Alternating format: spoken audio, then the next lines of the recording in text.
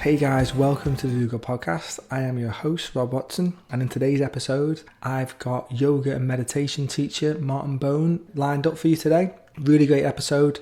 I really seemed to get on really well with this guy, and we had a good connection and had a lot of similar things, a lot of interests and stuff, which is sort of is always a good thing for me, and I think it's proved to be a really good episode. And we share Martin's journey. He was a health performance coach and a tennis coach for 10 years, and he knew that there was something else, something more that he wanted to do with the world. So he's kind of gone off to the east, gone off to the west to explore different forms of meditation and yoga.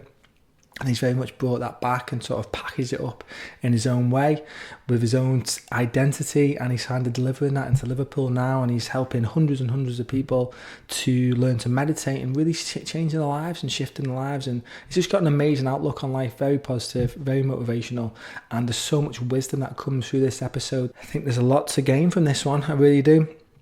So anyway, let's get on today's episode, and just how it normally starts. I tend to just chat with the guest, but pretty much edit that out, but I've kept quite a bit of that in just at the beginning. That's just us having a little chat about the podcast, and it kind of just flows in naturally there. So anyway, let's get into today's episode.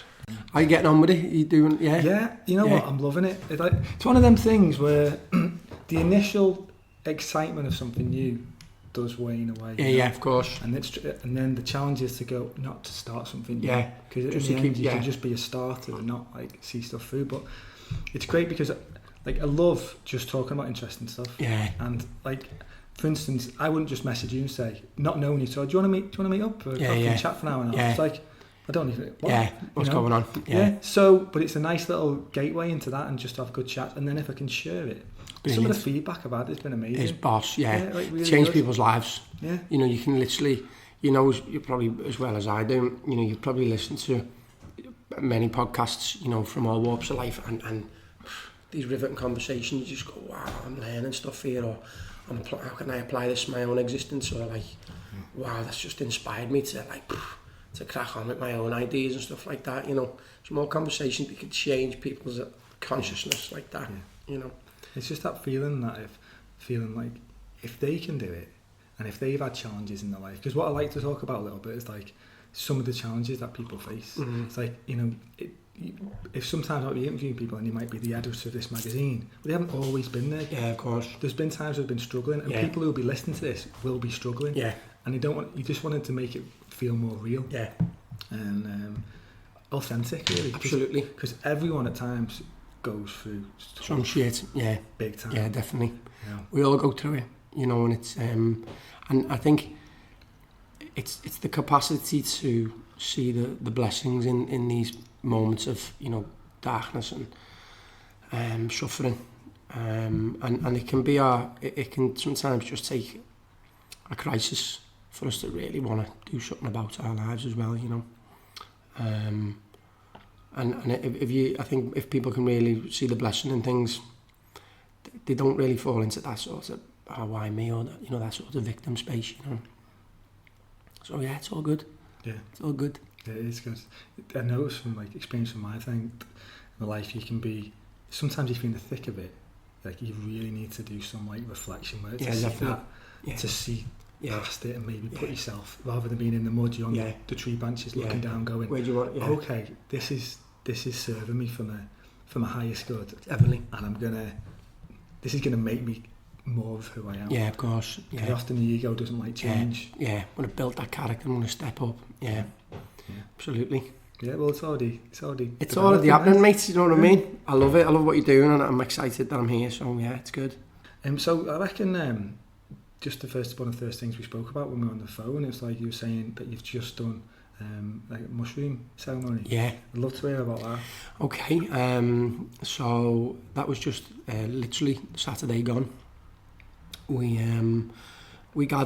tend to gather now once a month, and I've got some really incredible friends who've been exploring this type of medicine for quite some time, and other sorts of psychedelics as well, and they are just a wonderful set of people who are musicians as well and healers, and we come together once a month, and it's a celebration really.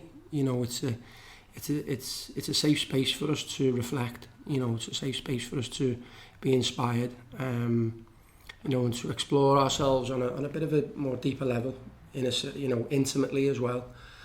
So yeah, it's something that I've been actively exploring for a number of years. You know, since around 2013, I started to explore psychedelics, and I've had many wonderful experiences in, you know, many different settings. Some of it recreational, most of it in more of a ceremonial space, and yeah, it's really shaped who I am today. You know, it's allowed me to take a look at my behaviour.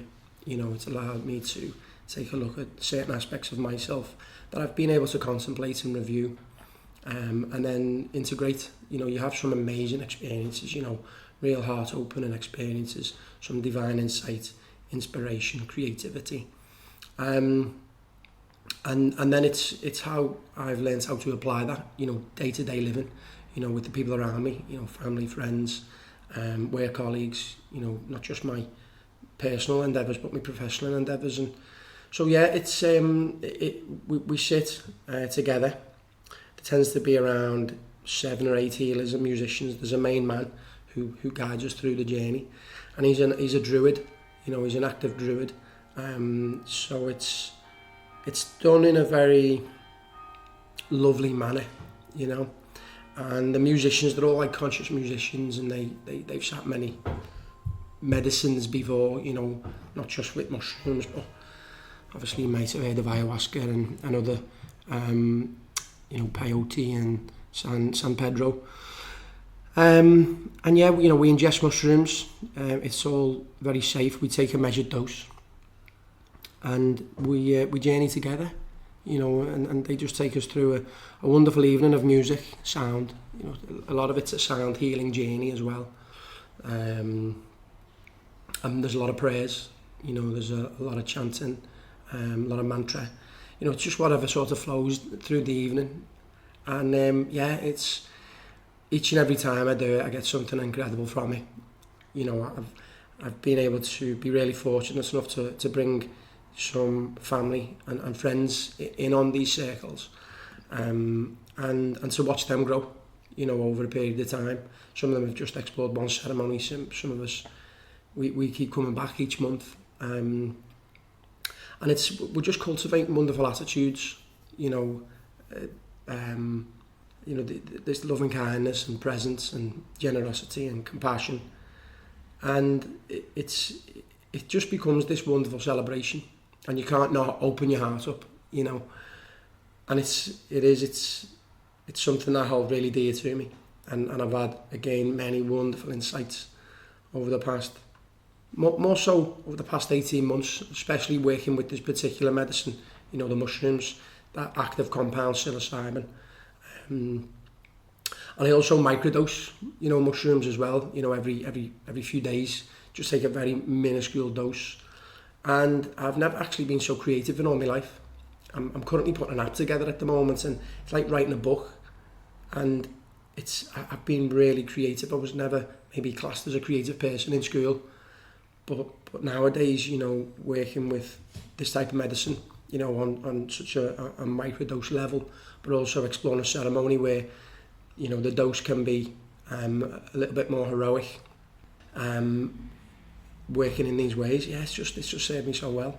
Yeah, so I'm really enjoying it. It's good. That sounds incredible, and it's synchronicity in a way for me, because I've been reading, particularly exploring a lot more with the idea of microdosing LSD or MDMA, and the real benefits of healing trauma. Yeah. And going back in, like, I've got a little bit, not in terms of like a little bit of resistance. Like I got into drugs quite a bit when I was younger. Yeah. A lot of recreational drugs. Yeah.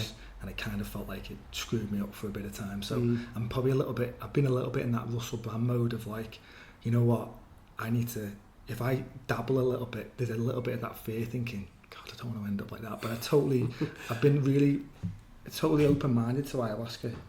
It's something that I'm so fascinated about it, and some of the benefits, it kind of feels like it can be complete accelerated learning and accelerating release, rather than say, if you're going to go to just counselling, potentially I've heard stuff, you know, you could have such a heart opening in one session that could take you so long to delve into Absolutely. just one-to-one session. Yeah, absolutely. So, but I guess in some ways it's not for the faint-hearted in a way, because you've got to really honour the space, and you've got to have done a lot of maybe some of the inner work. I think if you've just jumped from one way of living and going, oh right, that sounds cool, I'm going to dive into that, it might be a bit intense on the body. Absolutely.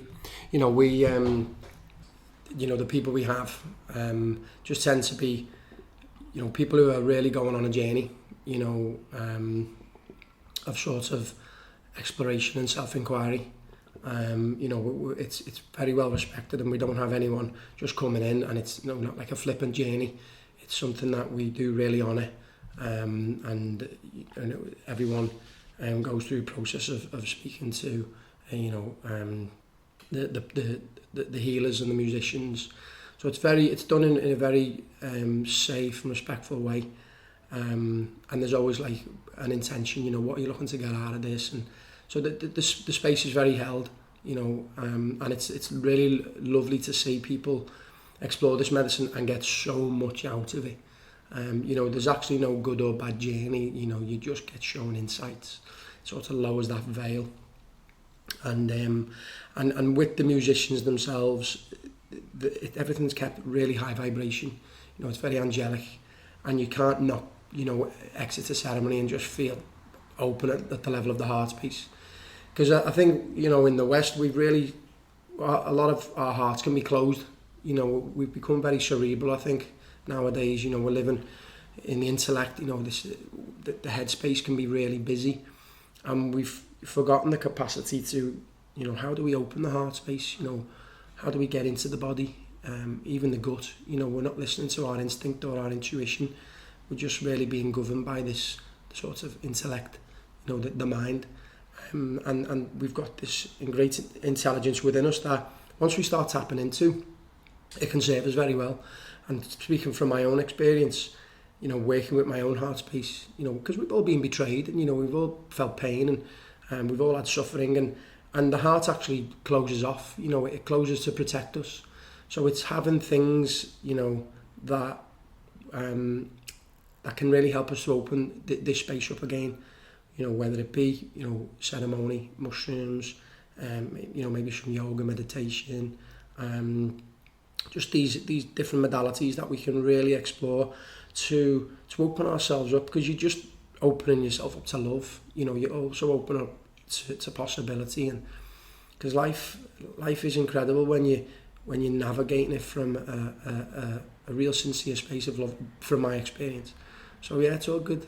It's all good. It sounds absolutely incredible, and I've kind of gone on my own journey, spiritual journey in a way, for the past 8 years or so, and, you know, through meditation and changing diet, really cleaning up, looking at my lifestyle, getting very clear, decluttering life, you know, just to create a space so actually I can start to create the things I really want to create in my life, because I think there's a lot of clutter, there's a lot of just stuff in the way, and I think we've got to go through that, and it's just peeling it away. So I am actually very interested. So it's funny about us chatting about this. Have you actually been out the country? Have you been to anywhere like Peru or any? I actually haven't. I run a yoga studio. I own a yoga studio in Liverpool, and we opened up in 2013. And since we opened up the studio, it's like I haven't had to go anywhere. Everyone, you know, has sort of come to me, and that's been a blessing. You know, I haven't actively gone outside looking for things. It's all just come to the studio, and it's always been divine timing. And we've had some incredible people walking through Planet Yoga since 2013, you know, from all walks of life. And so our environment has been really conscious and, you know, high vibration. And so we've been really fortunate enough to have, you know, these people, you know, come through the door, where we've created incredible bonds, you know, lovely relationships, and there's a real sense of community.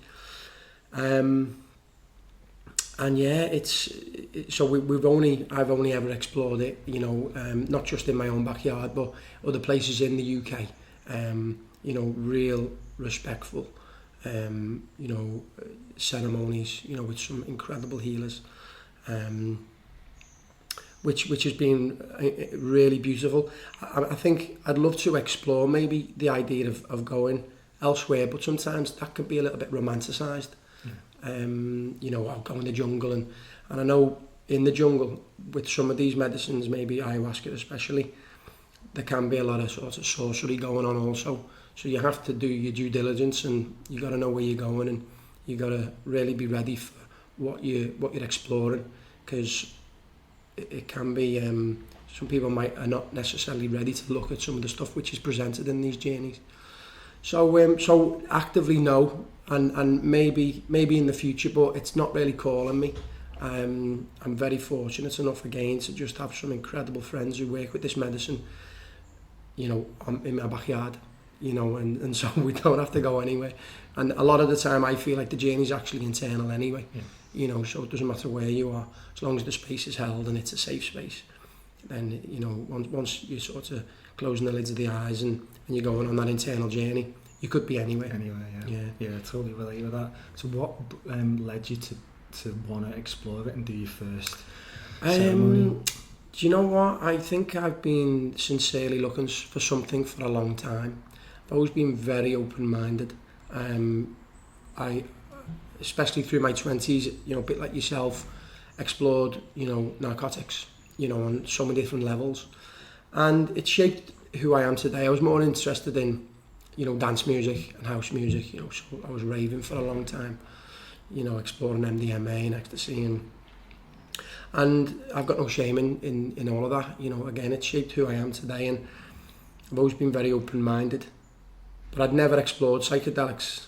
I knew about them, you know, we've all heard of magic mushrooms, and it wasn't until I opened up Planet Yoga in 2013 and having really started to explore myself on a deeper level, you know, through the, you know, asana, through practicing yoga, and that led me to meditation, and you know, that led me to having deeper, meaningful conversations about life, about human behaviour, personal transformation, and the right people just come through the door at the right time. And so I wasn't actively looking, it just sort of happened, and I felt that it was all divine, you know, it was all happening for a reason. It felt very honest and spontaneous. And it was in 2013, I actually smoked DMT first, before I even explored the mushrooms. And I had an incredible experience. And it pretty much showed me I suppose, a reality that I'd never seen before. You know, we're pretty much tuned into what's in front of us. But it showed me a different dimension, a different reality, and there was an intelligence which was beyond words. I had a wonderful experience, and since that experience, there was definitely maybe a longing or a fascination to explore psychedelics, but in a very safe space, in a safe setting. So yeah, it just sort of happened, and you know, we sat ayahuasca.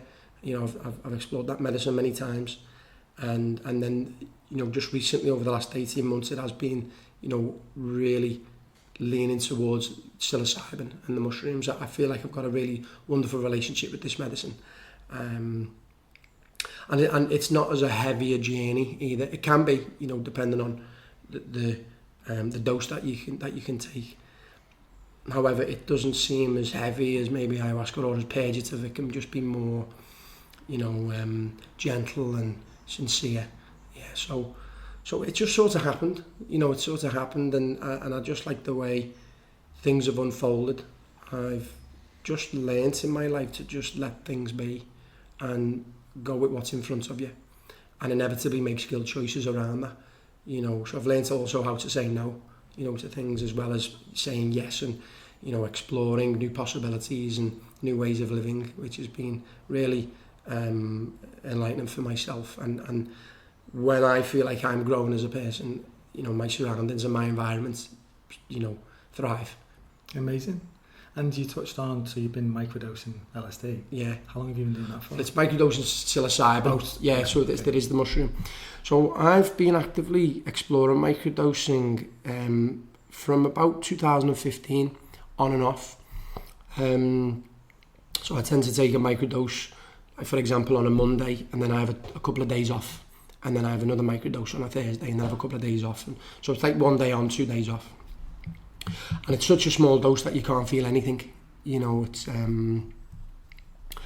and have had long periods of time on it. I think at this moment in time, it's probably the longest period of time I have been exploring microdosing is about 3 months. And yeah, I just feel really elevated and uplifted.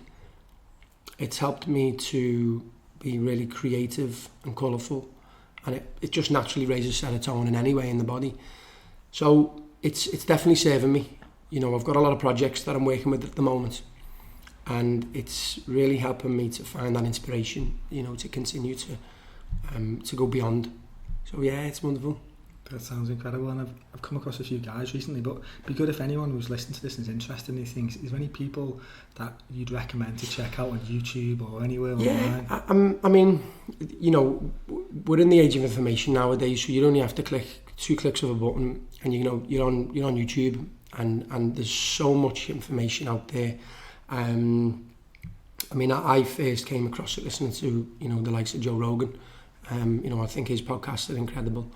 And there's many others out there. I think actively there's no one I can think of that I could maybe speak of at this moment in time, but I think it's a matter of just feeling into yourself, you know, listening to your own reason, you know, checking this stuff out on the internet, and you know, most people now you can just grow your own mushrooms, you know, small grow kit, and it's a nice way to really cultivate maybe something sacred. And even saying your own prayers and intentions towards the mushrooms, because it's an intelligence which is way beyond, you know, it's part of a mycelium network and things like this, and it's, you know, these sacred mushrooms, they actually grow on our land, and to even go picking, you know, around the autumn time, go picking, go foraging, find some mushrooms, and just explore them, and be open to the experience, because it can be life-changing. I think there might be a little bit of stigma, or there's a misconception that, you know, people are going on a bad journey or having a trip. And it's just the mindset of how, you know, people can be. It's just a matter of being open-minded, exploring the medicine, and having fun with it. Yeah, and seeing what it, because it will show you some stuff about yourself that, if you sincerely take a look at and really integrate into your life, then you upgrade. You know, you pretty much upgrade. I'm very much about upgrading nowadays. We're all upgrading things outside of ourselves. You know, the phone, the car, the house, the girlfriend, you know. But when we really start to work with our own internal landscape, this supercomputer, you know, we call the human experience, you can really feel into your potential, you know, and it becomes limitless. And from my own experience, I'm a better person now than I've ever been, and I continue to grow and transform and expand. And I use my own experiences then to, you know, to be useful and generative to the world, to the people around me. So it served me incredibly well, and I hope anyone listening that if you were to explore this medicine, then yeah, give it a shot and see what unfolds. Yeah, it does. It sounds incredible and so expansive, and as you say, it's serving you right now, enabling you then to be a better person when you're serving others. Absolutely. In that place. And something that definitely resonates with me is the idea of going foraging and getting them off our land, like more so than, say, going to Peru and using something that is natural to there. Absolutely. It feels like you use something that's grown within a few miles of us. It's a little bit like growing your own food. Yeah, absolutely. You know, rather than it travelling so long, there's a certain resonance about it, a certain energy about it that feels more in line with who we are. Absolutely. So yeah, that's really fascinating, and I think it's just synchronicity abound that when I spoke to you, you just happened to done it, but you do say you're doing it quite regularly, and it's just been appearing for me in my reality a lot more. Yeah. And maybe having a little bit less less resistance around it, but totally open to it and seeing all them amazing results from people. Yeah. I know it's very microdosing is particularly very popular, isn't it? Like Silicon Valley, over in San Francisco. You're saying you're in the flow now. You've got loads of things going on. Your app, you've got your meditation course, your yoga, and other things, and they're just like, I've got the space for them, and you can just move between them. Absolutely. And I've heard the same of people who are over in Silicon Valley. They're setting up companies and stuff, and they're just, it's giving them the ideas and the inspiration and just, the will to... Absolutely. Create. I believe the world needs something unique for us all to be moving into, and so it really is, giving us this divine insight, to look outside the box, you know what I mean, to look into the future and to possibly create a path of change for society, to really step out of the norm, step out of these comfort zones. And I know they're using it in clinical trials for depression and things like that, and relationships as well. So there's a broad aspect of how this incredible medicine is getting used nowadays. So it's an exciting time. I remember listening to Graham Hancock on Joe Rogan going back a few years ago, and he's like, what a guy. He's like a real life Indiana Jones, just going exploring, and he's done quite a lot of ayahuasca experience and stuff. And he says, and it's interesting we're talking about this now, that just recently we've got a new Prime Minister in the UK, Boris Johnson, who's causing a bit of a stir. But Graham Hancock basically said that everyone who's going to serve in office needs to go and do some plant ceremony. They need to open up, tap in, see that there's so much more to reality than just, like you say, what we're seeing day to day. And it's so much more rich and complex and beautiful. And it's a tapestry, and we're all connected, and we can all influence each other. So imagine some leaders. I say leaders in inverted commas because I think we're all our own leaders. But it'd feel great to have some people that you looked up and thought, wow, I'm so glad that they're in that position. And, Absolutely. And if they had a bit more of an expanded consciousness, I know in America now, I think it's Marianne Williamson who's going to be running for president, and you just think someone with such an open mind, heart-centered, has done all her spiritual, probably healed so many of her wounds, is in a place to truly serve compared to, say, Donald Trump. Absolutely. But I also think, and I did a post on this yesterday, how whoever's in power now is actually the right person for us. Because if we had someone who was totally just what we wanted, we'd probably sit back a bit and go, they've got it sorted for us, and actually we have to sort it out for ourselves. And so eventually I think that'll manifest, but it might be a decade, it could be further away. I think it'd be amazing if she got into power. I mean, just listening to some of her stuff on Instagram and YouTube, and she's a force, and I think people like her can have such an incredible positive effect on how things can change. But I think we also have to accept what's in front of us, because there's always lessons to learn from these people in power, and because it gives us that opportunity to think, actually, what else is out there? What can I do different? Because we're all being puppeteered, in one aspect or another. But to have these leaders who, as you said, just being heart-centered, they've done their own work, as you mentioned wounds there, the capacity to not really project your own wounds unconsciously onto the world, but really to serve consciously. I think there's a massive difference between reacting out unconsciously, certain patterns of behaviour, versus responding or acting from a place of consciousness, from a place of awareness. It's two ends of the spectrum. And it's certainly what I teach, with meditation. You're highlighting that there's an opportunity to be conscious in every moment and to be the master of your moments, rather than reacting out subconscious patterns, from that sort of part of the mind, which is the subconscious.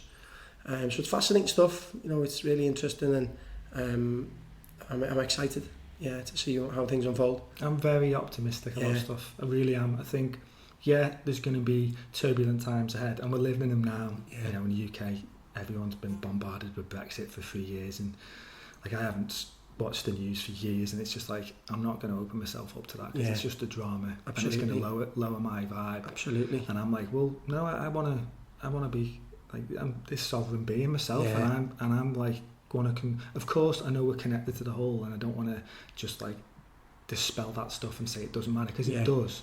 But I think it's so important to us to look at ourselves and then come together as a community, come together as a collective. Grassroots movements, like you've got the Extinction Rebellion recently, like people, and also kids like just all taking strikes from school. Like I just love it when I'm hearing stuff like that, like real conscious kids. And you touched on before, you got a daughter, and it's gonna be amazing to see her grow up. But I think the youth now, there's something special about them compared to, say, when I was growing up in the 90s.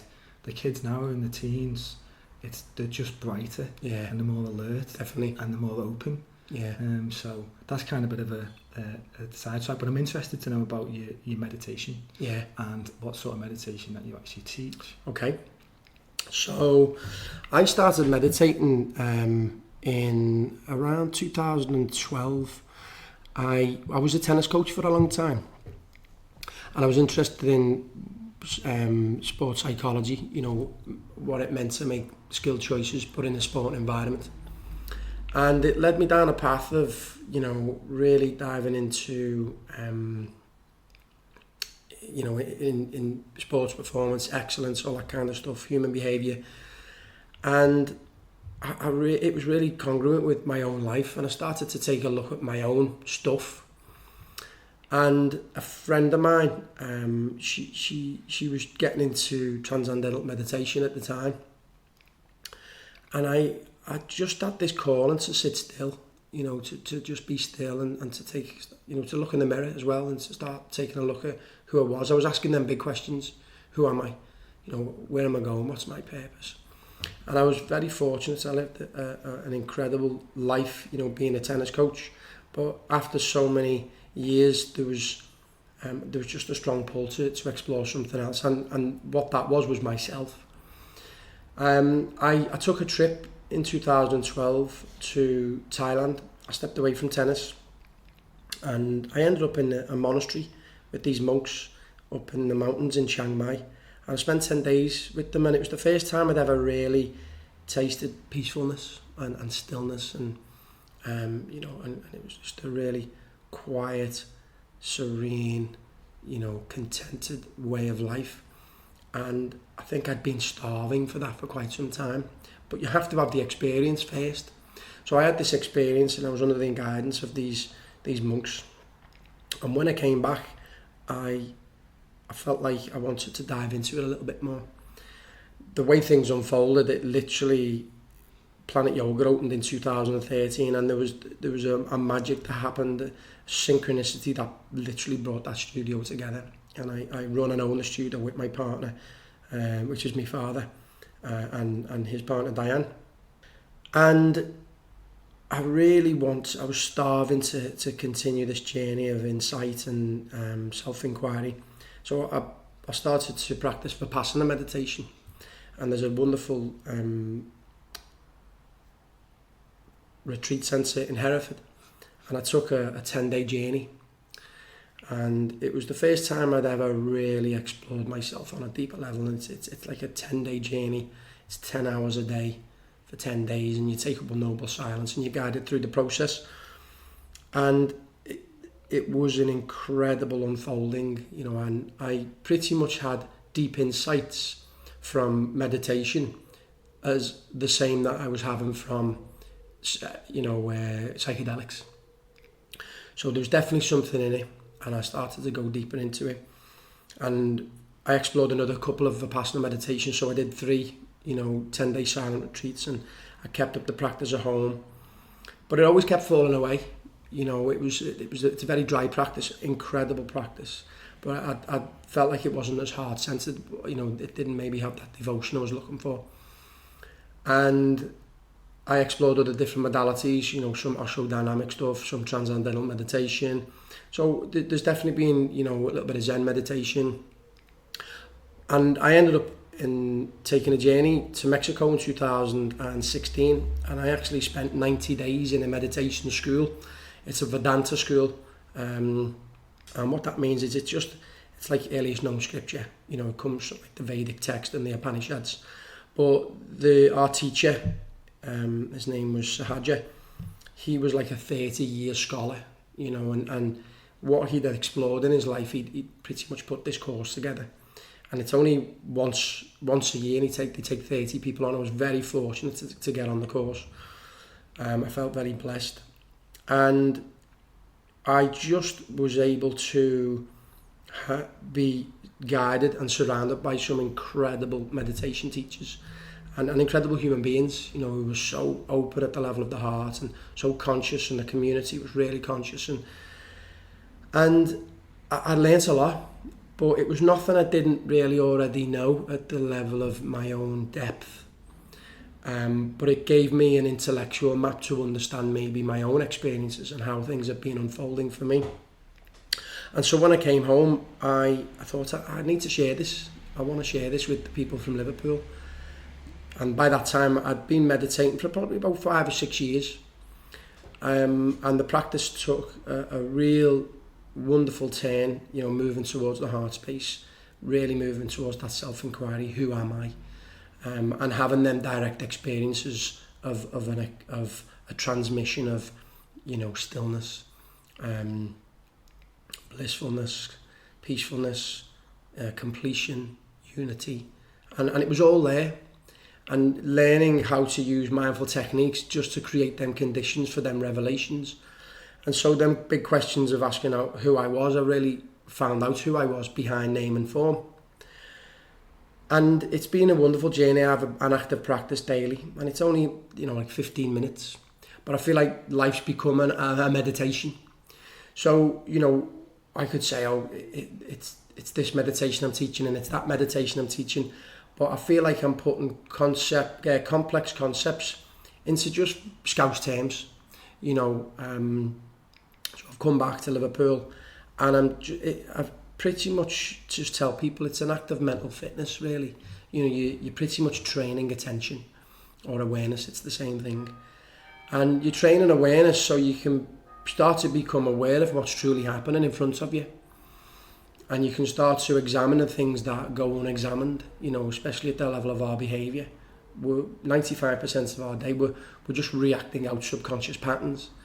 And so meditation gives you the opportunity to, really develop your awareness, explore its full range, so you can be more conscious in your days. And as I was saying before, you can step into being the master of your moments rather than being governed by your conditioning. So it's been a really wonderful journey. I love teaching meditation, and I take people on a journey, over a 10-hour journey. What that looks like, it's a 2-hour session once a week for 5 weeks, and it's pretty much a wide perspective on meditation. We cover all bases, and I'm just giving people a map, an intellectual understanding on what the practice actually is, why we want to be practicing meditation, and how to do it. And then the powers in the practice. I don't claim to take people anywhere. I just take people to the practice, and the practice does the rest. And so over that period of 5 weeks, it's almost 40-day period, they're building a new healthy habit, but we're also building an inner structure of how to navigate your own practice and use, the things that we explore in the meditative experience in our daily life. And so then life becomes a meditation. We find ourselves when we're lost in thought, and we maybe even notice the themes of the thought, and then we're just recalling our awareness back to the present moment in what's really in front of us. And so you're just developing concentration. There's many different hallmarks that we really cultivate through the practice also. We're there to build character and alter our characteristic traits. It's like an upgrading system. But we're also there to have an experience of remembering who we really are behind the mask that we wear, behind the personality that we portray in our lives. So the school was a massive experience for me, and it seems to be that last piece of the jigsaw that brought everything together. And then since I've been back, I came back in January 2017, and I've just built a whole business around the practice. And I was thinking when I came back, there might just be a few people who'd be interested in this. And up to date, there's been over 500 people that I've taught actively meditation to, and it just shows that people are ready for this. People are starving for it, really. And there's a lot going on, at the level of maybe mental health and suicide and anxiety and depression and all that kind of stuff. So I feel like I'm in business for quite a long time now, because the world's on its knees, and you are the medicine, basically. And when we really come home to ourselves and we have a simple act of practice of being able to withdraw from the senses and cultivate the many behaviours that we can work with in the practice, then you do become better. You do elevate yourself. There's always an afterglow after the practice. And if you keep up an active practice of meditation, you're kept up by the practice. It's just a mental fitness program. So many people nowadays are spending time on their physical health, which is great. But what are we sincerely doing to look at our mental health nowadays? And personally, I feel having simple active practice of training awareness daily, it can have a profound way in the way we're behaving in the world, because it is about how are we behaving in the world. What are we thinking? How is our mind set? Because a lot of people's mind are actually set in a certain way, and so it's learning how to break free from these habit patterns, this conditioning, and becoming and stepping into our potential. So yeah, it's been a wonderful practice for me in my own experience, but I've witnessed some incredible transformations for people who do dive into the practice. They know how to practice now. That's my job. It's just there to educate somebody, to inspire somebody, and to motivate them. I hold people's hand right throughout the process. And then I also have other courses like a level 2, so it's more of a deeper perspective. We sit in longer meditations, and having that group energy is always helpful to dive into, that depth of the experience itself. And then another course, which is based around affirmations as well. So it's just branching off into other aspects of how meditation can serve us and in our day-to-day moments. It sounds like an amazing journey, Thailand, Mexico, exploring different ways. And I love the way you can see how your early life is shaped, being a tennis coach for so many years, being delved into the science side of things, and then you kind of merge the two, and then, like you say, you deliver it in a way that's palatable for people in Liverpool. Absolutely. Rather than, say, some yogi in India who people aren't going to resonate with as Absolutely. much. And also, I think it comes down to the person you are, the look, the accent, what you deliver, that people will be drawn to that. So it's an amazing gift for you to be able to done that for yourself, and then begin to serve others and help others. I mean, I believe in the experience itself, and I don't teach anything that I've never experienced myself. So I've sort of been there, and it can be, it's not all rainbows and butterflies as well. People are going through a change or a transformation or an awakening, whatever you want to call it. And having, a meditative practice can help to stabilize these experiences, especially maybe even if you do start diving into psychedelics or yoga or other aspects of, human behavior and self-development. But I think, I'm just a normal fella, Rob. I still eat pizza and I still like going out for a pint. And I'm a really sociable guy, and I think what's really working in Liverpool, as you said, is it's just digestible language, where people, it's just really relatable, up to date, but I'm still really respecting the lineage of the practice, just maybe putting my own flavour within it, but sticking to the systematic approach of how, the practice can serve us all, because it's a universal practice as well. It's non-dogmatic. And it's non-religious, Yeah, awesome.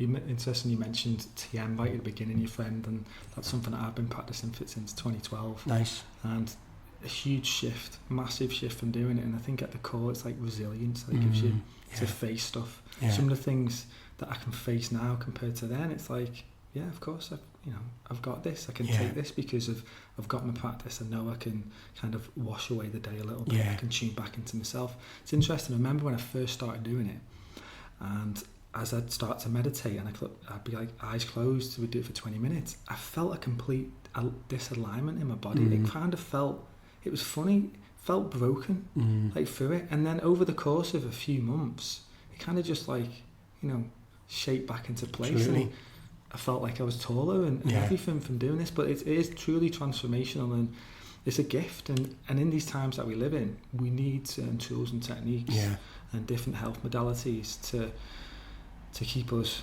on track. Otherwise, we could get washed. Absolutely. I think modern times and high-speed living is causing us to be incredibly stressed nowadays, and stress is the silent killer. I think we're psychologically overthinking. And a lot of people, 70% of people's lives are spent in worry, You know, they project into the future and they're worrying about a scenario that actually doesn't exist. You know, a lot of people tend to go to that worst case scenario. I mean, even just to look at it, if you can go to the worst case scenario in the mind, you can actually go to the best case scenario. But most people never look at that side of the coin. And just at the level of the meditative experience, even just at the level of the physical body, when we explore meditation and we have some simple techniques that we dive into on a daily basis, you're pretty much changing the brain waves. You know, you tend to maybe go from a high beta brain wave, which can put the body in a state of dis-ease. You know, you're charging the nervous system, the sympathetic side of the nervous system, which is just, I mean, that has its place, but we're resting in that side of the nervous system way too much throughout our days, which causes, you know, for us to come into this chronic stress. You know, we're releasing cortisol, it's a stress hormone. The body's working incoherently. It's like an orchestra playing out a line. And no wonder people are feeling it. They can feel stressed, they feel anxious, they feel heavy. And so having a meditation, you know, practice, it helps us to just change the chemistry in the body. You know, we tend to maybe go from like that high beta brainwave to a low beta brainwave, then we start to enter alpha, theta. And this is where the body starts to release a whole different set of chemicals. You know, you've got your serotonin, melatonin, oxytocin. These are just to name a few. And we start to rest back into that parasympathetic side of the nervous system. And it's where we're in recovery, we're in rest. It's known as rest and digest. And the body pretty much heals itself. And so it's just for anyone out there who is suffering with maybe stress and anxiety, just to explore some soft, simple, active practices of meditation, which can help to realign the body a little bit, and you know, and there tends to just be a lightness of being as well. If you have a consistent active practice, I always say to people, if you can do 10 minutes every day, rather than maybe an hour once a week, you know, and really go on a journey with it, then the effects do show in a very positive manner over a period of time. I think there's a misconception that people think meditation is about clearing the mind, and because they can't clear the mind, you know, they get disappointed.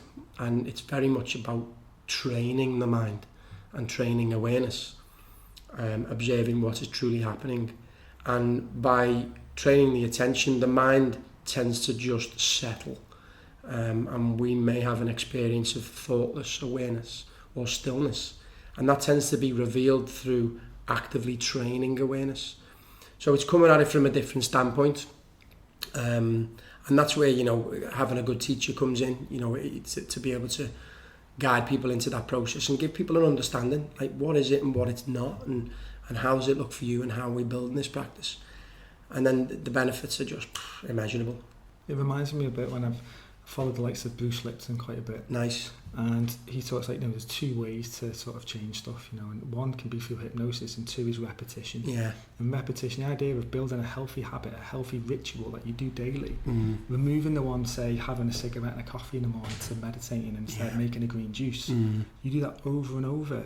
It literally rewires the brain, and then it just becomes in your subconscious. Absolutely. And you just do that. Absolutely. I mean, we do habituate in the day, Rob. You know, when we do habituate, the subconscious is taking over. So, you know, the likes of Bruce Lipton, they are talking about reprogramming the subconscious. So it takes the conscious mind to build a new healthy habit. So then when we do habituate, we're getting looked after the subconscious, but not, you know, more upgraded models of how we can behave in the world. I mean, you know, most people don't, I mean, most of society wouldn't leave the house without brushing their teeth. It's just a habit. And as you're saying there, you know, it's just learning how to change a healthy habit. It takes personal will, you know, it takes that element of discipline, but we cultivate discipline having a meditation practice. So they go hand in hand. But I think if we can really start to, you know, cultivate this discipline and this persistence and this consistency for our own well-being, then you're looked after. You know, you tend to bounce out the house, you know, and sometimes it can be a little bit uncomfortable to start a new habit, but we have to learn how to be comfortable in the uncomfortable. And yeah, it is certain things like maybe just changing that, that coffee or that lying for just a little bit, 10 minutes meditation, maybe a herbal tea. And I mean, by the sounds of it, you listen to some incredible podcasts and the likes of Bruce Lipton, and these guys are saying, win that first half an hour in your day, win that first hour in the day, and then you're going to win the day, and it's really important to own these first parts of your morning, because you're just setting yourself up, for healthy momentum. We've all heard of them saying, I woke up on the wrong side of the bed and just not my day today, and you're just inviting this stuff all day, every day. But if we elevate our consciousness and we do things which are cultivating these behaviours in the practice, then I can't remember the last time I had a bad day. I've even reframed a bad day. It's more just we get met with challenges now and experiences. It's nothing sort of labelled as bad. It's just, okay, what's unfolding here? What's the lesson for me? Is there a blessing here? So it is changing your mindset, but it requires time and patience as well. It doesn't just happen overnight. Even though we do have incredible shifts quickly, it's just got to become a lifestyle, and that's where we start to feel into a real healthy place of well-being. I mean, most people are either in well-being or non-well-being, and I always say, win that first hour on a Monday morning, and you're going to win your week. And it's a really potent way to start driving. It's just self-maintenance, and I feel like a self-maintenance program is an act of self-love. It's an act of self-respect, and when we really start to open ourselves up, to this way of life, to take a look at yourself, take a look in the mirror. Who do you want to become? How are you serving the world? How are you being useful to others? Because when you're really in flow and you're aligned to these things, then most days are just great. And this for me is a healthy, wealthy man or human being. It seems to be a wealth beyond numbers, beyond money, and which feels great. It sounds it. Yeah, it is. I can feel it from you coming out of you. It's amazing. It's very empowering as well, isn't it? When you develop certain rituals, certain techniques, you could be having, an uncomfortable day or facing some challenges, but wherever you can go, I can center myself. Absolutely. At the end of the day, I know that I'm going to have that time for myself, that sacred space. I can meditate for a little bit of time. I'm going to give some time for me, and it's empowering to know that, rather than let the things outside of our life sort of like pull us along and shape us. In fact, we can navigate it much better. Yeah, I mean, we're influenced by our outside world, but we can also influence our outside world, and I think, as you said there, just this sense of centre, the art of just being able to check in with yourself. And that's all meditation is. It's just a check-in. You're just checking your attention back to the present moment reality, whether you're observing the body or the breath, and using simple things in your own experience to just train attention. You're just checking in.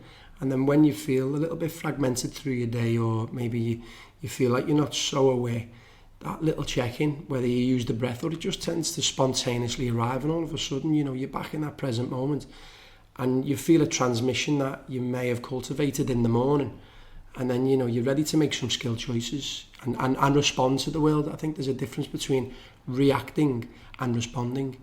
And when we're responding to our, moments from a different space, certainly from a place of awareness, maturity, love, compassion, presence, discipline. These are just immeasurable qualities that we're all capable of exploring in our life. It just takes an element of will to really, want to sharpen these tools. Yeah, incredible. You touched on it, which briefly, and I want to sort of go down that path, is in terms you talk like a healthy, conscious man, and that's what you kind of that's what you're giving off and what you're becoming, and it's all this like we're moving into this new time now where we've had all the Me Too movement, we've had this thing the way men have kind of treated women for. Not all men, but there's a certain pattern for generations, centuries of the way they've been treated, and now in that time of actually, it's rebalancing. Yeah. And men can't act the way they were. I'm not saying, like I said, it's not the whole, but there has been, there's incidents of that, of the way people have been treated.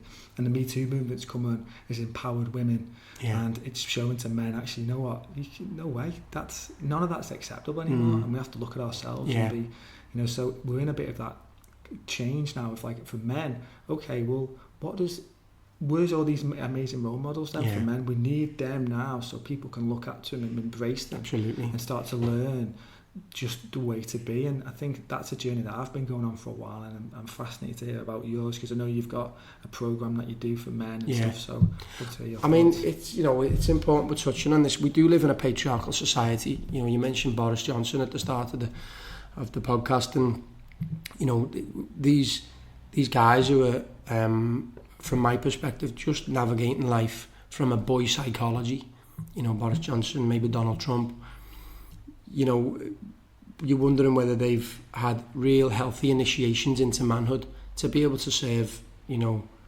our environments or our community. I've been involved with men's work for quite some time. I really started to dive into it around 2015. I had a wonderful guy walk through my studio. His name's Craig White, who's an incredible mentor of mine and a dear friend, and I love him very much. And we've actually ended up working together. I facilitate on a retreat, and it's called Men Without Masks. And the work really gives us an opportunity to take a look at how we've been behaving as men, growing up, from the moment we came out of the womb up until today. And I think in the West we don't have any healthy initiations into that mature masculine psyche, which helps us to serve the world from a deeper space, a more mature, loving, intuitive space. I've met many men who look like men but really are navigating life from a boy psychology. And there's many reasons behind this. Most men have been raised by women. We've been raised by our mothers, and so we haven't had maybe the mature man in the house, or the grandfathers, the uncles, the brothers, to really come together and to learn off one another. You only have to look at some of the indigenous tribes, and the men, they sit around in circles. They tell stories, they go hunting together. They do, and they have very healthy initiations where they, take the boy away from the mother, and there's a healthy separation, and they take him on a journey, whether that be a pilgrimage or, the likes of maybe some plant medicine or a vision quest, where the boy is being initiated into manhood. And it's wonderful work. When I started to do the work, I really was able to sincerely look at how I was behaving. It's split up into, I suppose, these four powers. There's these innate archetypes that are within us and embedded in the psyche. And it comes from Jungian psychology. And when I really first started to look at the work and have direct experience of it, I was able to have a look at certain aspects of how I was behaving in my past, and to review it, to contemplate it, and then to change it. And I've had some wonderful, healthy initiations into manhood. I've now become a father, and that's definitely an initiation into manhood. I've sat some plant medicines over a period of time that's helped my psyche to mature. I've been on vision quests, I've done a lot of meditation, just this, the capacity to look inside, but have a healthy map to navigate from. And so how it's unfolded when I came back from Mexico, Craig, he was already developing this retreat, and it's a 5-day process where we take men on a journey over 5 days, and we take a good look at the energy. We pretty much, there's a lot of education around the energy, and then there's a lot of direct experience, for that particular archetype. So whether it's the king, the lover, the magician, and the warrior, and these are these four archetypes. And we just take men on a journey over 5 days, and we sit in circle, and we share. We do yoga, we do meditation, and there's other incredible experiences where we can explore some healthy initiations. It's a very safe space. Everything that happens on retreat stays on retreat. It's very respectful, and it's just work I hold really close to me.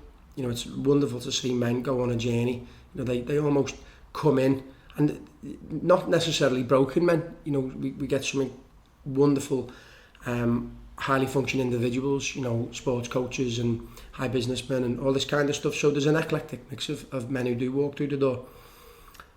But it's just, I feel like it's what's needed nowadays. You know, I come from Liverpool, and there's a real sense of an outer balance warrior energy there. You know, there's a lot of bullies, there's a lot of competitiveness, and it's all driven by fear, really.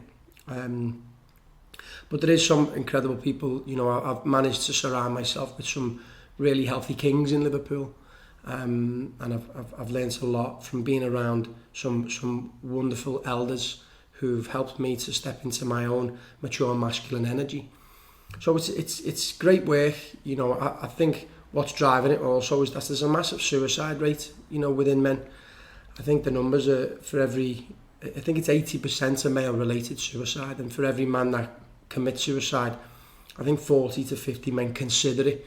So there's something really going on here, and I know of quite a number of men in Liverpool who have taken their own lives. And you know, you wonder what's really going on here. You know, and it's because there's no sense of maybe identity or purpose, and there's not enough of a container for us to talk as men. Like, you know, we've all heard of them sayings, you know, man up your pussy, and, you know, boys don't cry. But actually, by not having that capacity to feel into my own tears and to be open and to be held, I'm just suppressing, and we're just suppressing so much, and in the end we just end up, you know, flipping out, you know, and there's either rage or you just come to this place where you just think, I've had enough. There's no purpose for me here. There's no space for me, and there's a lot of darkness, you know, around what's unfolding for men. So it's work that I really respect.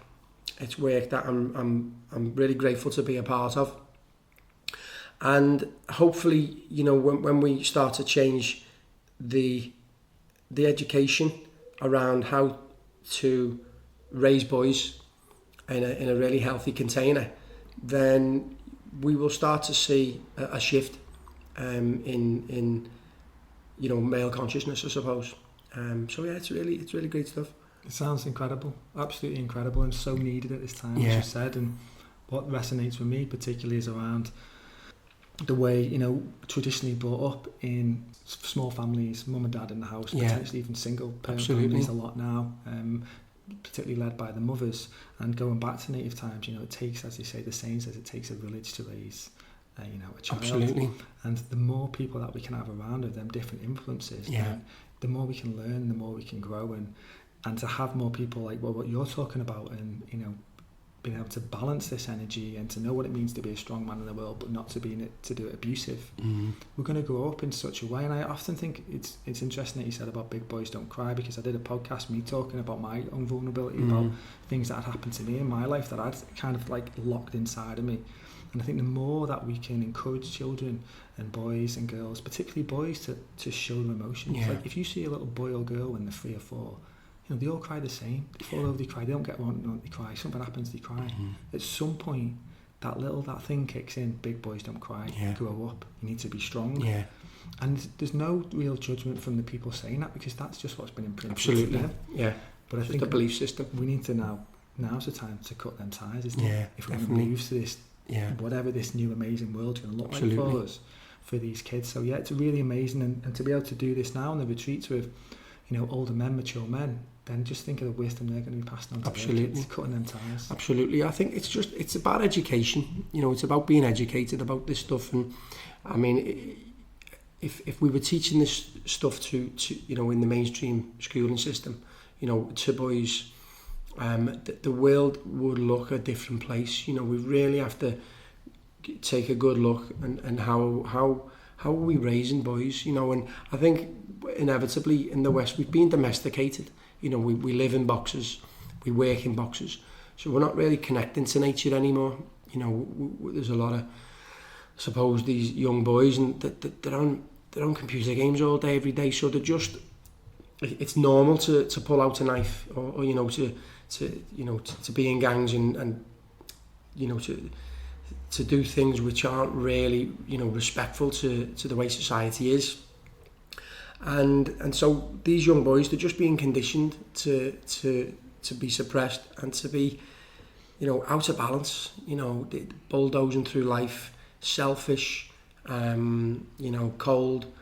And you see it because there's a massive knife crime going on at the moment, and there needs to be a massive shift. And hopefully, you know, with the work that we're doing, and there's other wonderful men who are trying to hold the space, it's exciting times, but I feel like it could be a lot more rapid. You know, I'm just wondering where that comes into. And definitely, if we could, I'd love to teach what we teach in schools. You know, really go in there and start working with just educating kids. You know, educating kids, and it's simple things like, you know, letting boys know that it's safe, it's okay to cry. It actually is you know, it shows that you're courageous. You know, it takes courage to be vulnerable. And for anyone listening, you know, if you've got to be really careful with what you're saying to your children. You know, stop crying.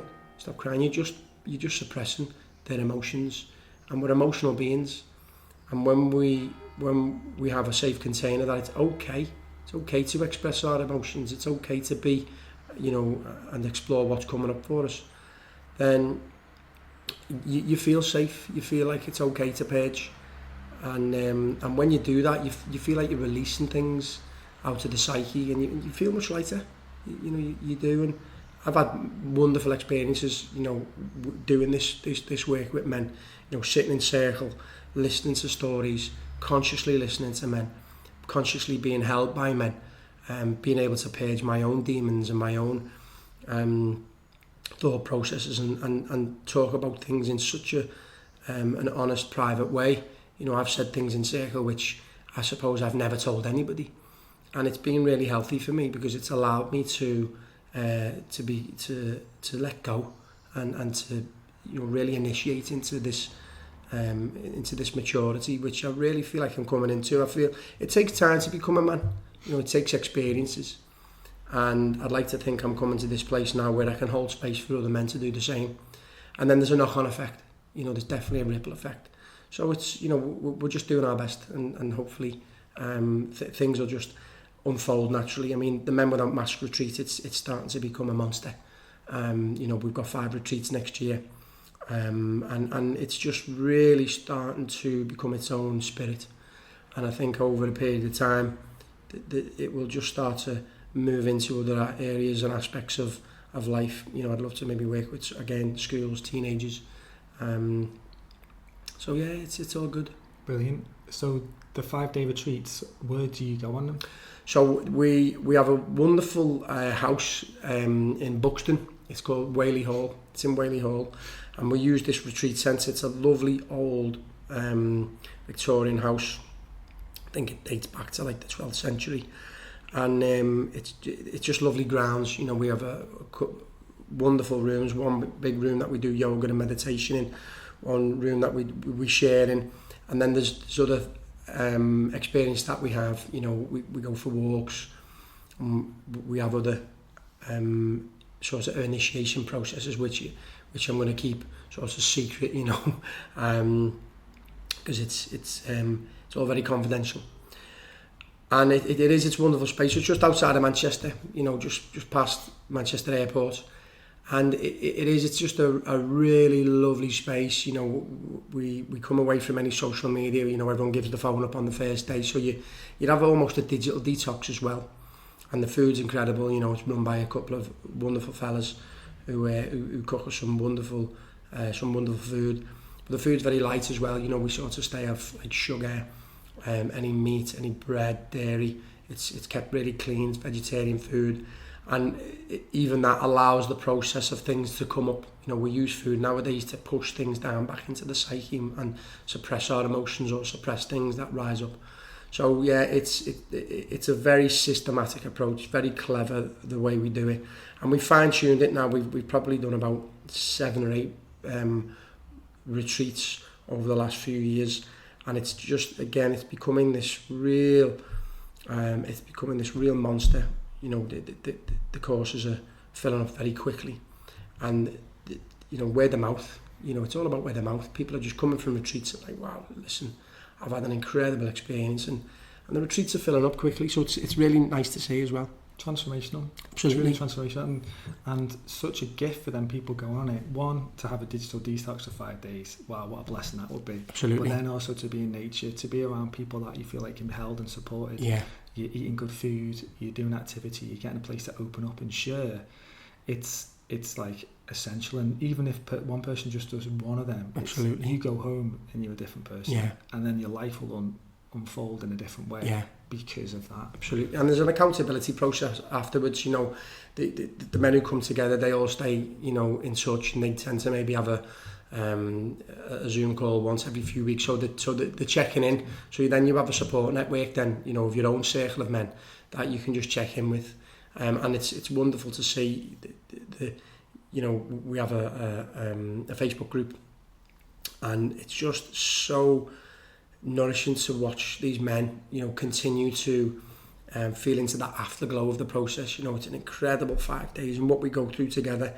You know, I'm really lucky because I get to dive into the experience myself, hold space for other men, see the transformations that happen, and I get paid. So it's a win-win for me. But yeah, it's, and you know, we check in with different men from different retreats, and some of the things that these guys are really stepping into, you know, they've become a king, you know, and when the king is healthy, then the kingdom, you know, your life becomes healthy, the things around you become healthy. And we just help people to navigate this understanding of how we can use this map in our day-to-day lives, you know, whether we're tapping into the lover, whether we're tapping into the warrior, the magician, the king, you know, and we're really using these powers within us to, you know, step into our mature masculine energy and to really demonstrate these qualities to other people. You know, actions speak louder than words, and when we're demonstrating these qualities, then you elevate others naturally. So it's wonderful to see. Incredible. I'm signing up.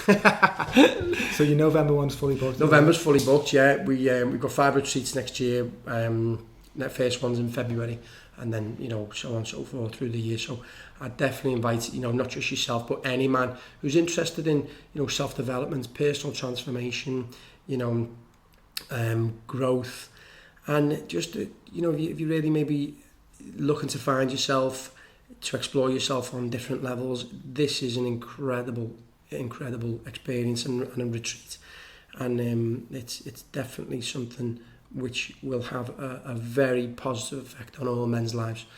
You know, we don't have, you just watch the men, and you just, this process they go on 5 days, it's like, wow, it really is a wow, and until you experience it yourself, then it's quite difficult to put it into words. But yeah, it'd be great to have you with us, Rob. I've got a couple of people in mind as well that I'm going to tell them about for sure. So you talked about Craig White, friend now, mentor, or, you know, and he's had a big influence on you, and you know, partnered up and stuff. I'm interested to know, obviously you're now passing on this wisdom, holding this space for these men. Who are you now kind of looking up to for your wisdom and your guidance? Well, again, it's the likes of Craig White. You know, there's another guy who holds the space with us, our other facilitator on Men Without Masks. His name's Andy Kershaw. And these guys are just pioneering. You know, they're just always moving forward, always, they're just feeling into this their naturalness, and the things they're doing in their personal and professional endeavours is just immeasurable. And so I'm really lucky to have these type of men in my life. But, you know, just the likes of my own father, you know, he turned 60 last week, and someone who's been really steadfast in my life. You know, I'm really lucky to have a really healthy, mature man there who I can lean on and speak to in confidence.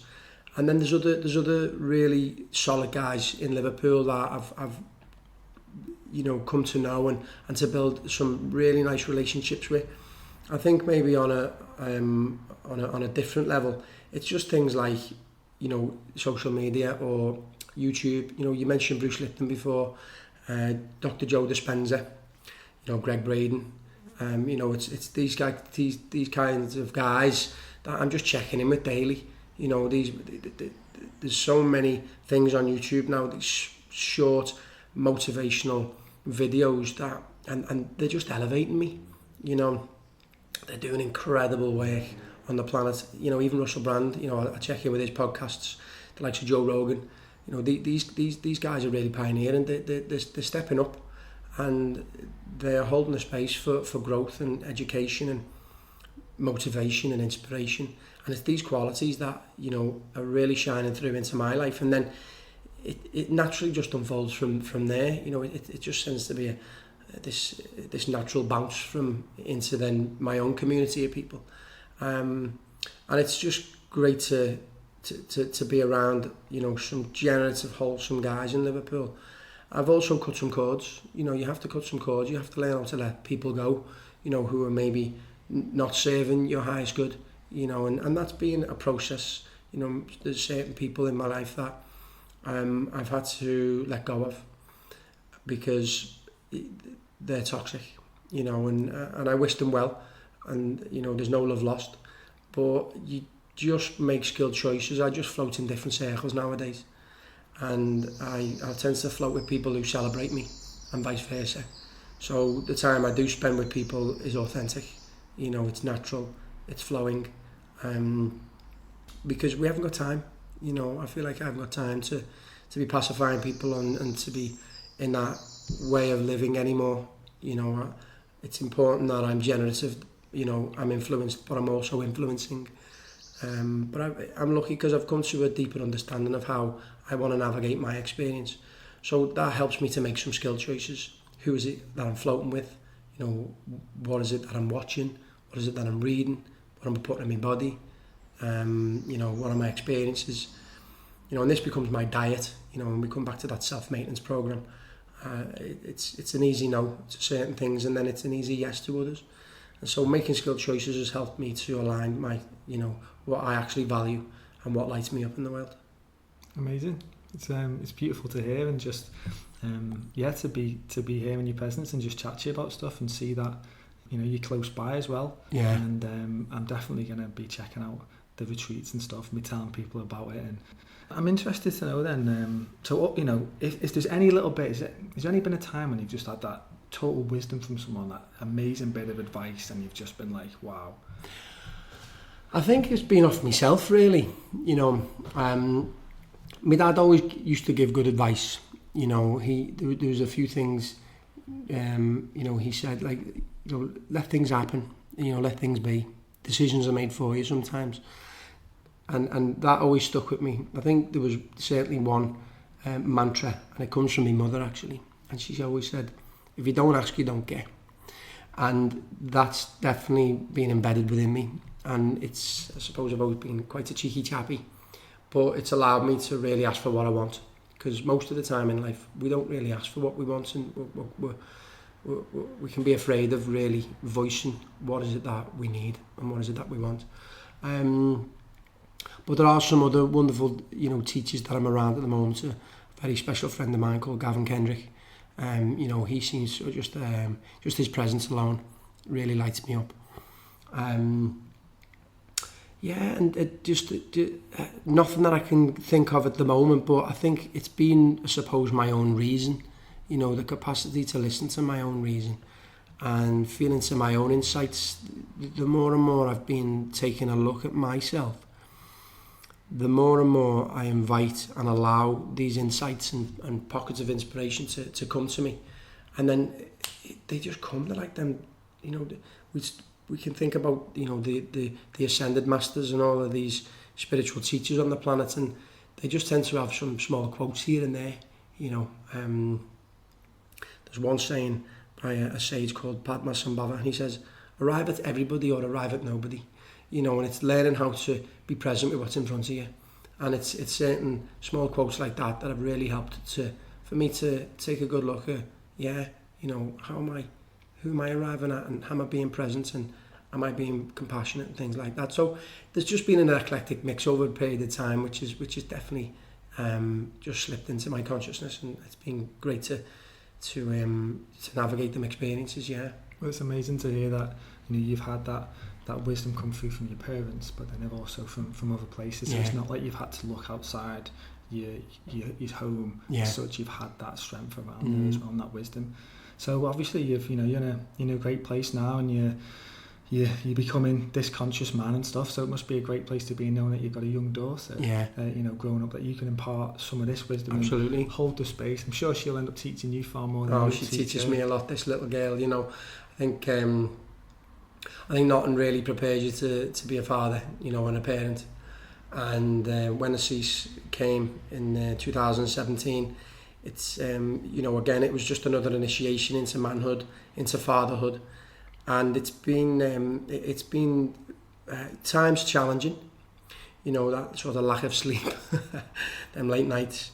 But I certainly wouldn't change any of it for the world. And she, you know, we're here guardians, and we're here to show her the way. But certainly she's already shown us, you know, given us plenty of insights, you know, and it takes this level of persistence and grit and determination to be a parent, and to try to be a conscious parent. So yeah, it's wonderful. I've always had this deeper sense of maybe wanting to be a father, and not certain how it was going to unfold, and the way it unfolded was just completely magical. So it's all good, and being a father is certainly a special thing, which I'm really grateful to experience. Awesome. Yeah, amazing to hear. So just a couple of last things just so we chat on. So, you know, besides your retreats and stuff and workshops you're doing, what else have you got, you know, coming up? Okay, so I'm actually currently putting an app together. I feel like there's so much to offer, and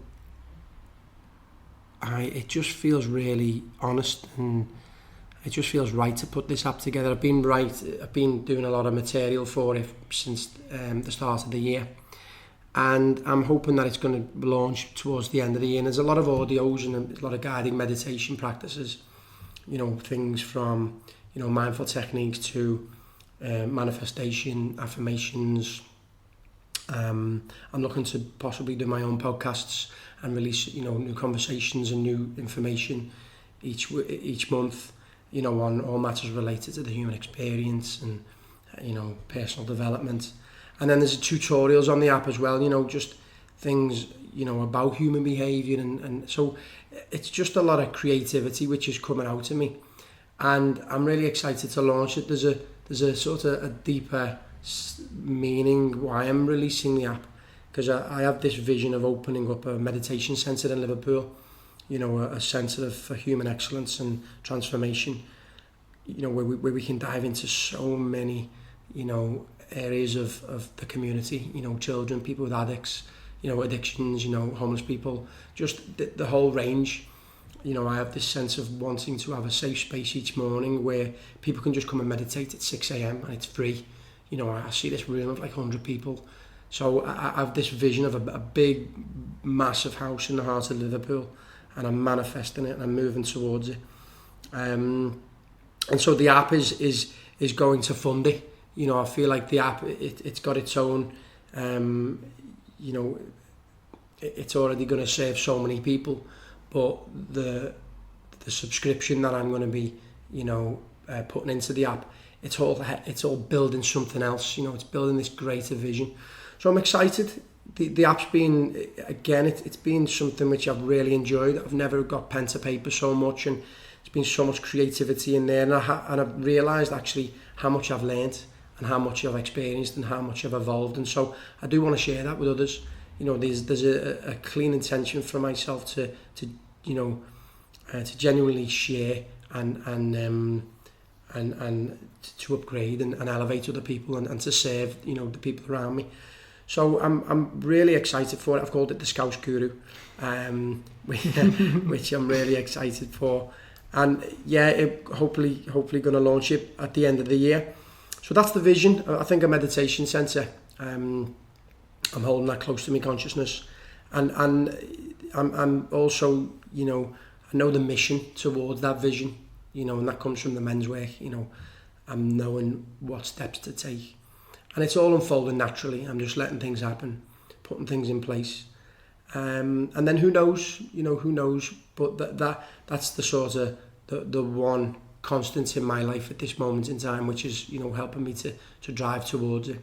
And I think the likes, you know, of Men Without Masks, that will just continue to unfold naturally. And, you know, Planet Yoga, you know, we've been open 7 years now, and that I'm really proud of what that studio's become. And then even the journeys, you know, the ceremonies that we hold, you know, where we come together, we help people to feel into themselves on a deeper level.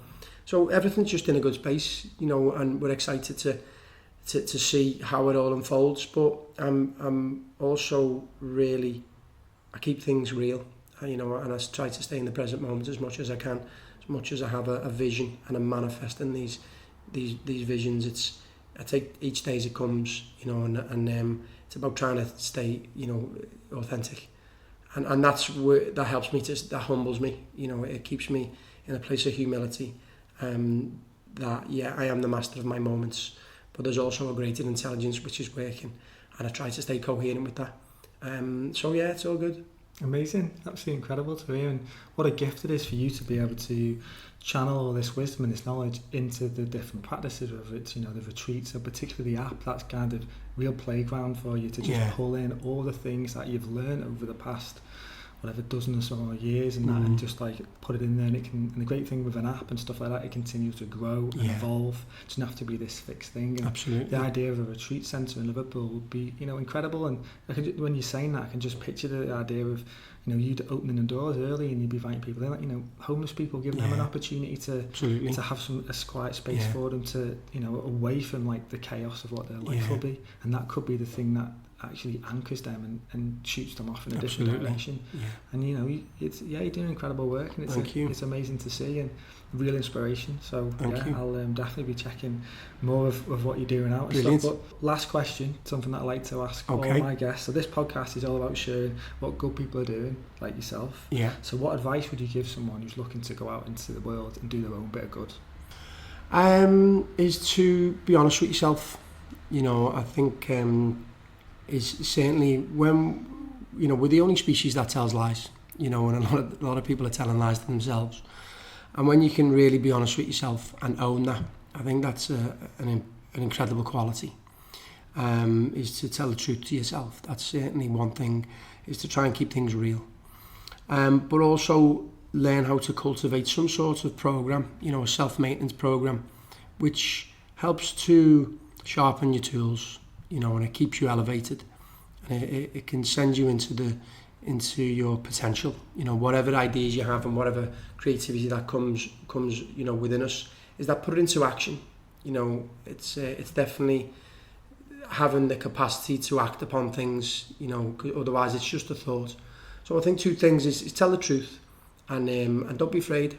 You know, failure is a big teacher of ours. You know, I think nowadays a lot of people are afraid of failing. And I've failed many times, but it's been an incredible teacher for me to really persist, and to step up. So telling the truth, and just put things into action. And you know, we ask them questions: what's the worst that can happen? But I think we've also got to ask the other question: what's the best that can happen? And I think when we maybe hold that close to us, then who knows, anything is possible.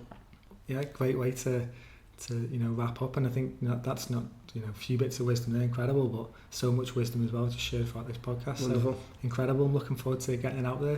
What's the best way for people to connect with you? Absolutely. So you can reach me on Instagram, so it's Martin Bone Meditation, and I've got an email address which is martin@martinbonemeditation.com. I'm also on Facebook, which is again my name, Martin Bone. So yeah, you know, I use social media, you know, as a really healthy platform for me to get the work out there. And also we've got Planet Yoga Liverpool, so come and join us at Planet. We've got some lovely yoga teachers there. We've got some really great workshops and events happening all the time. So yeah, just through social media is a fantastic way to reach me.